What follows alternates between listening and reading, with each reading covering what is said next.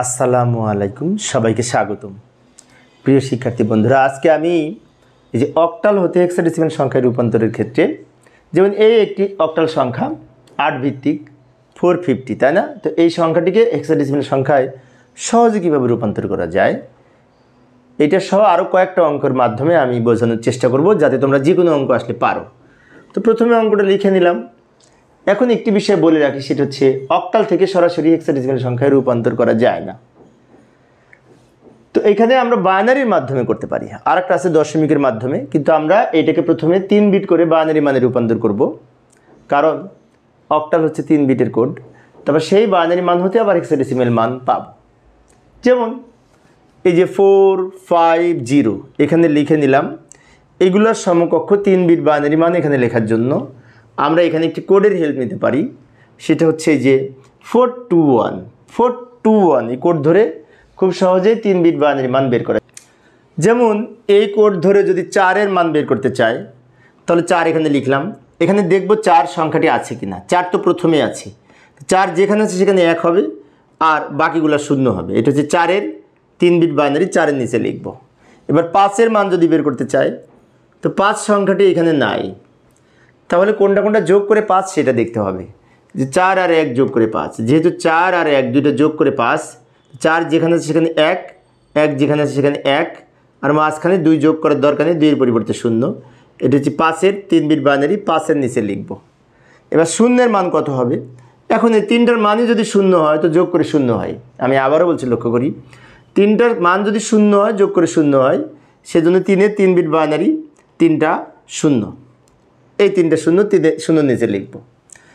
এইবার আমরা এই বাইনারি মান হতে হেক্সাডেসিমালে রূপান্তর করব, কারণ কিছুক্ষণ আগে বলেছি অক্টাল থেকে সরাসরি হেক্সাডেসিমাল করা যায় না। প্রথমে আমরা বাইনারিতে রূপান্তর করলাম 3 বিট করে ভাগ করে, তারপর এই বাইনারি মান থেকে আমরা কি করব, হেক্সাডেসিমালে রূপান্তর করব। তো বাইনারি থেকে হেক্সাডেসিমাল করার জন্য এখন এই যে বাইনারি বিটগুলো পেয়েছি, এটাকে 4টা বিটে ভাগ করব, কারণ হেক্সাডেসিমাল হচ্ছে 4 বিটের কোড। যেমন এদিক থেকে ভাগ করব, 1 2 3 4, এই 4টা বিট লিখলাম। তারপর এবার এইখানে 1 2 3 4, এই 4টা বিট লিখব। এবারে 1 বাকি থাকে, 1-এর বাম পাশে আরও 3টা, 1-এ তো 4 বিট হয় না, তাই না? আমি আরেকবার বলছি, লক্ষ্য করি, এই 4টা লিখেছি, এই 4টা লিখেছি, আর একটা 1 বাকি থাকে এখানে আছে। এখন 1-এর সাথে আরও 3টা 0 নিয়ে 4 বিট তৈরি করতে হবে। তো প্রশ্ন হচ্ছে 0 বাম দিকে নেওয়া যাবে, ডান দিকে 0 নেওয়া যাবে না, কারণ এটা তো পূর্ণ সংখ্যা, পূর্ণ সংখ্যার বামে 0 নিলে মানের পরিবর্তন হয় না। এইবার এই বাইনারি সংখ্যার সমকক্ষ হেক্সাডেসিমাল মান রূপান্তরের জন্য আমরা এখানে যেমন একটি কোড ধরে করেছিলাম, 1 1-এর দ্বিগুণ 2, 2-এর দ্বিগুণ 4। এটা যেহেতু 3 বিট, তো 4 বিট হলে এখানে আবার এই 4-এর দ্বিগুণ এখানে 8 হবে, অর্থাৎ 8421 কোড ধরে এটার সমাধান করতে পারি। আচ্ছা, আমি নিচে লিখে দেখাচ্ছি। এই যে 8421 এই কোড ধরে আমরা এগুলির সমাধান করব। যেমন এই কোড ধরে যদি এইটার মান বের করতে চাই, এটার সাথে মিলাবো। এইটা যদি এটার সাথে মিলিয়ে দেখি, সবার শেষে 1 যেখানে সেখানে 1 আছে, তো এই 1 এখানে লিখব। আবার এইটা যদি এটার সাথে মিলিয়ে দেখি, এইখানে 1 আছে, মানে কি 2 যেখানে সেখানে 1 আছে, 2 যেখানে সেখানে 1 আছে, তো 2 এখানে লিখব। আবার এইটা যদি এটার সাথে মিলিয়ে দেখি, একটা 1 আছে প্রথমে 1, মানে কি 8-এর স্থলে 1 আছে, তো 8 এখানে লিখব। আমি আরেকবার বলছি, লক্ষ্য করি, এখানে 1 শেষে আছে, তাই শেষেরটা লিখব। এখানে 1 এই স্থলে আছে, মানে কি 2-এর স্থলে, 2 যেখানে সেখানে 1, তা 2 এখানে লিখব। আবার এখানে প্রথমে একটা 1 আছে, তো 8-এর স্থলে 1, তো 8 এখানে লিখব। আর 1 যদি একাধিক থাকতো, মনে করো 1 এখানেও আছে এখানেও আছে, তাহলে প্রথমটা শেষেরটা মানে কি 8 আর 1 যোগ করে এখানে 9 হতো, তাই না? ইতিপূর্বে আলোচনা করেছি। তো এটাই তো আমাদের অক্টাল সংখ্যা, হেক্সাডেসিমাল সংখ্যা। তো এখন এইটা একসাথে লিখব। এই যে 1 2 8 ভিত্তি হিসাবে হেক্সাডেসিমালের বেজ 16 লিখব। এইভাবে আমরা হেক্সাডেসিমালে রূপান্তর করতে পারি এই অক্টাল হতে। প্রথমে 3 বিট করে বাইনারি মান বসিয়ে বাইনারিতে রূপান্তর করব, তারপর ওই বাইনারি থেকে 4 বিট করে ভাগ করে হেক্সাডেসিমালে রূপান্তর করতে পারবো। এইবার এই যে আরেকটা অঙ্ক দেখাবো। এখানে পয়েন্ট আছে, পয়েন্টের আগেও সংখ্যা আছে, পরেও সংখ্যা আছে। তা এইটার কীভাবে সমাধান করব, তাই না? খুব ভালো করে লক্ষ্য করি।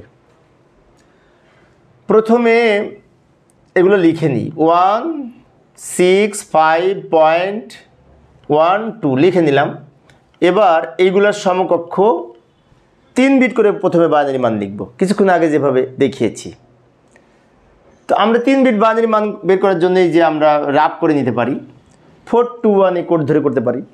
যেমন 1-এর মান যদি বের করতে চাই, 1 যেখানে আছে সেখানে 1 হবে, বাকি দুইটা 0 হবে, অর্থাৎ 0 0 1 হবে। 5-এর মান যদি বের করতে চাই, এইটা আর এইটা যোগ করে 5, 4 আর 1, 2 যোগ করার দরকার নেই, 2-এর পরিবর্তে 0 হবে, আর এইটা 1 হবে আর এইটা 1 হবে, অর্থাৎ 1 0 1 হবে।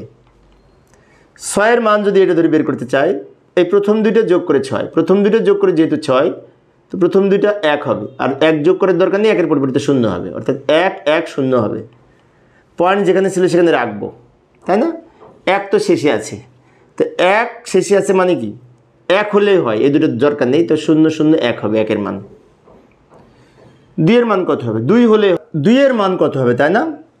তো এইখানে যে মাঝখানে 2 আছে, মাঝখানে 1, বাকি দুটো 0, অর্থাৎ 0 2-এর কাছে 1 হবে, বাকি দুটো 0, এইটা। এবার আমরা এখান থেকে আবার কি করব? হেক্সাডেসিমাল মানে রূপান্তর করব। হেক্সাডেসিমাল মানে রূপান্তর করার জন্য যেহেতু পয়েন্ট আছে, একটু ভালো করে লক্ষ্য করি, তো পয়েন্ট থাকলে আমাদের এদিকে ভাগ করতে করতে যাব আর ওদিকে ভাগ করতে করতে যাব। পয়েন্ট থাকলে এদিকে আলাদা ভাগ করব আর ওদিকে ভাগ করব আলাদা আলাদা। যেমন পয়েন্ট যেখানে আছে পয়েন্ট লিখে নিব, পয়েন্ট যেখানে আছে সেখানে লিখে নিলাম। পয়েন্টের আগে 1 2 3 4 এই 4 বিট লিখব, কারণ হেক্সাডেসিমাল হচ্ছে 4 বিটের কোড। এইটুকু লেখা হয়েছে, 1 2 3 4 এইটুকু লিখব।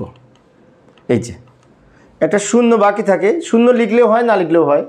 আর 0 যদি লিখতে হয়, বাম দিকে আরও 3টা 0 দিয়ে 4 বিট তৈরি করে নিব, কিন্তু এই 0 না লিখলেও হতো।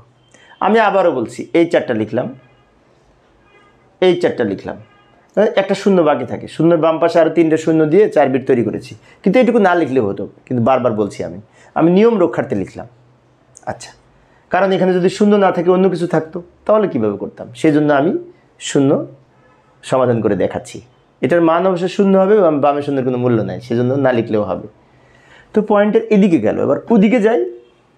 এদিকে ভাগ করব কোথা থেকে? অনেকে আবার ভুলে এখান থেকে ভাগ করে, না, এদিক থেকে ভাগ করতে হবে। এই যে আমি তীর চিহ্ন দিয়ে দেখাই দিচ্ছি, এদিকে আর ওদিকে, 1 2 3 4 এই পর্যন্ত 10 বাকি থাকে, এইটুকু লিখেছি, 1 0 বাকি থাকে। এখন 1 0-তে তো 4 বিট হয় না, আরও 2টা 0 নিতে হবে, 2টা 0 ডান দিকে নিতে হবে। আমি আবারও বলছি, পয়েন্টের পরে যদি এদিকে 0 লাগে, তাহলে এইদিকে 0টা নিব, বাম দিকে সর্ববামে। আর পয়েন্টের পরে যদি 0 লাগে, ওই সর্বডানে 0 নিব, মাঝখানে কিছু ঢুকবে না কিন্তু। সেজন্য মূলত আমি 0টা লিখেছি, যে 0 এদিকে আর ওদিকে নেওয়া যাবে বোঝানোর জন্য। এইবার আমরা মান লিখব। এখন 4 বিট বাইনারি মান বের করার জন্য এখানে আবার 8 হবে, যে এইটা হবে। আমরা যেমন 3 বিটের সাথে 421-এর সম্পর্ক, আর 4 বিটের সাথে 8421-এর সম্পর্ক, এগুলো আমরা অবশ্যই মনে রাখবো। এটা উৎপত্তির সম্পর্কে ইতিপূর্বে আলোচনা করেছি, কীভাবে এটার উৎপত্তি হলো। এইবার এইটার মান ধরে যদি এইটার মান বের করতে চাই, সবগুলোর মান যদি 0 হয় তো যোগফল 0, সেজন্য 4টা 0-এর মানে একটা 0 হবে। এটা যদি এইটার মান ধরে বের করতে চাই, মাঝখানে 2টা 1, তো মাঝখানে 2টা 1 মানে কি 4-এর স্থলে 1, 2-এর স্থলে 1, তো 4 আর 2 যোগ করে 6 হবে।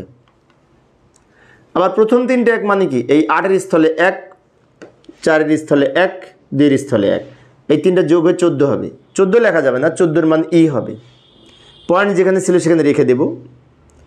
এবার এইখানে 1 আছে, তার মানে কি 2 যেখানে সেখানে 1, তাই এই 2 হবে। আবার এখানে প্রথমে 1 আছে, 8 যেখানে সেখানে 1, তাই 8 হবে। আমি আর একবার বুঝিয়ে দিচ্ছি, লক্ষ্য করি।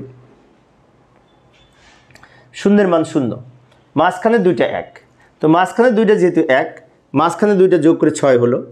প্রথম 3টা 1, প্রথম 3টা যোগ করে 14 হবে। 14-এর মান ই, তাই আমরা ই লিখব। এইখানে 1 2-এর স্থলে, তো 2 হবে। এখানে প্রথমে 1 8-এর স্থলে, তো 8 হবে। 1 যদি শেষে থাকতো তাহলে এই 1 লিখতাম, তাই না? আচ্ছা, তো আমাদের উত্তর এইভাবে লিখব।